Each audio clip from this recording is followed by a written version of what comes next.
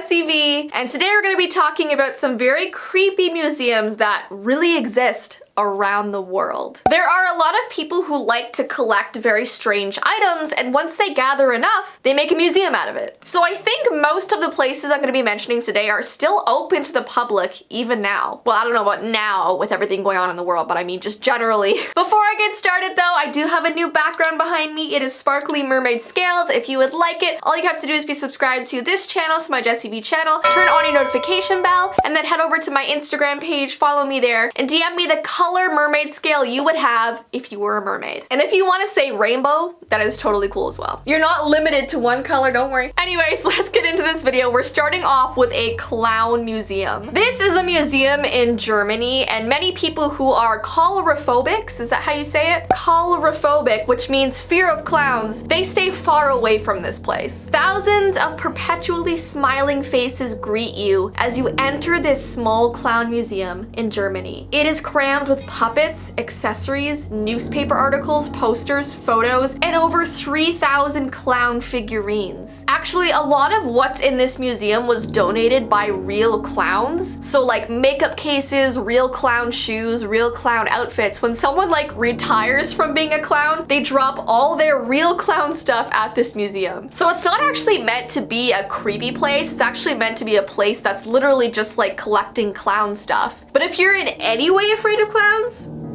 this would probably spook you. The next place we're going to be talking about is the Museum of Hair. Yes, you heard that right. This is a museum in Turkey, and I already feel like oddly grossed out by even seeing pictures of it. There's something weird about human hair when it's not attached to your head, and this basement space is filled with the severed locks of more than 16,000 women. Now, the story behind this museum is a little bit less creepy than it looks. Basically, this museum was created in 1979 by a local man named Ches Gallup. One of his best friends had to move out of the country, and he was very sad to see her go. So what she did was she cut off a piece of her hair and gave that to him. So he kept it. He thought it was like a really sweet gift for her to give him. And that actually gave him the idea to start this museum. Since then, women have been visiting from around the world and are adding to the collection. So literally everybody that visits will add a piece of their hair to his museum. So all the hair you see in these pictures are because people like actually cut it themselves and gave it to him. So no hair was unwillingly taken. So you literally walk through hairy tunnels.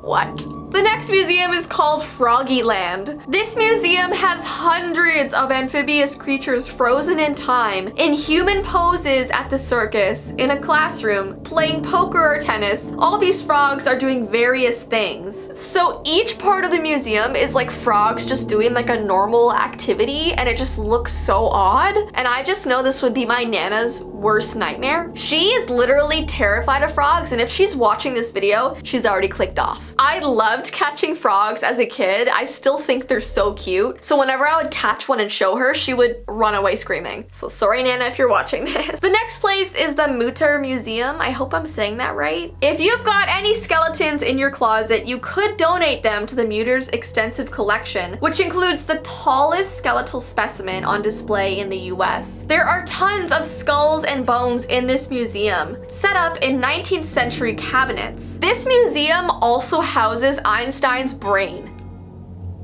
His brain. So this place is just literally Skull Kingdom. And it actually reminds me of the catacombs in Paris, which is kind of like a museum in itself if you've ever been there. In the 18th century, the cemeteries of the ever-growing city of Paris were running out of space. So they moved the skeletons into the city's underground quarries. They literally placed 6 million skulls under Paris from the 1780s to 1814. It's estimated that there are around 200 miles worth of tunnels, and not all of them have been mapped. You are like warned never to wander there by yourself because so many people have gotten lost in these tunnels, and a ton of it is just unknown. No one's even been there before. It really makes you wonder what else is lurking down in those tunnels. The next place is the Ventriloquist Museum, and this place is located in Kentucky. This is the only museum in the world dedicated to the art of ventriloquism. The museum has a collection of over 800 dolls, and they all just sit and stare at you as you walk throughout the museum. I don't know about you guys, but ventriloquist dummies have always freaked me out, so I would definitely feel super eerie like walking past them. It almost seems like their eyes would like follow you. So yeah,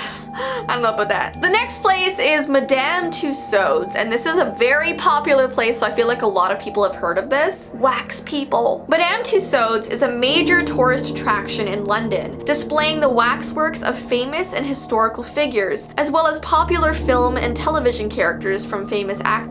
They also have smaller locations all over the world. I was actually taken to a wax museum when I was really little, and I was so excited to go there. But I remember the moment I walked in, I was just so scared. And what was even more strange was that the museum was totally empty. Like, no one was lining up for tickets. We were the only ones in the entire place. And it was just quiet and eerie. And you just saw these like lifeless wax figures just staring at you as you walked through. And it went on, and we were walking through it for like half an hour and couldn't find an exit. It was like a hamster maze. It was like you had to finish the whole thing before you could leave. And when we finally found an exit door, we walked through it thinking we would be back outside, we would be gone. But this exit door opened up to a hall of mirrors. And I hate halls of mirrors. So we had to find our way out of this place. The lights were flashing. It took us so long to get through this mirror maze. And then finally we found the exit and were able to leave. It was the weirdest day of my life. It was like something from like a Goosebumps episode. So since then, my thoughts on like wax museums,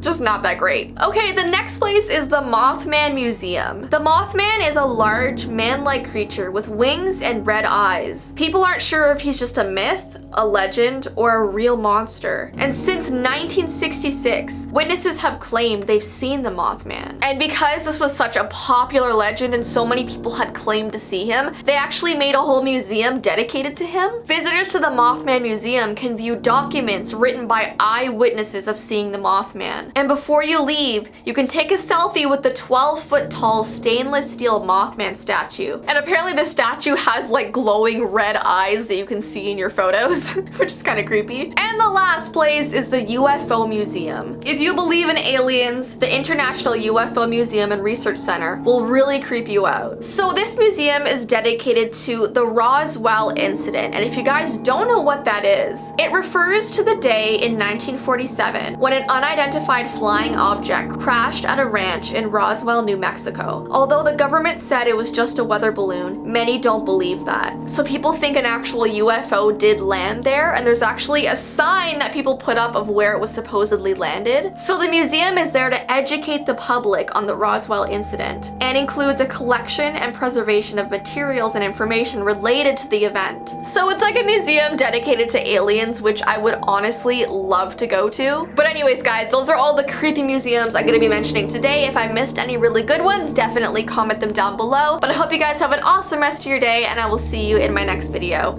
Bye!